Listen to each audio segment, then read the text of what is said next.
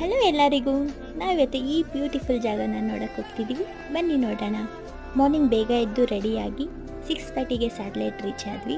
ಅಲ್ಲಿ ಜನ ನೋಡಿ ಫುಲ್ ಶಾಕ್ ಆಗಿ ಏನು ಮಾಡೋಕ್ಕಾಗಲ್ಲಪ್ಪ ಅಂತ ಲೈನಲ್ಲಿ ನಿಂತ್ಕೊಂಡ್ವಿ. ಟಿಕೆಟ್ಸ್ ತಗೊಂಡು ಬಸ್ಸಲ್ಲಿ ಮೈಸೂರು ರೀಚ್ ಆದ್ವಿ. ರೀಚ್ ಆಗಿದ ತಕ್ಷಣವೇ ಗುಂಡ್ಲುಪೇಟೆ ಬಸ್ ರೆಡಿ ಆಗಿತ್ತು.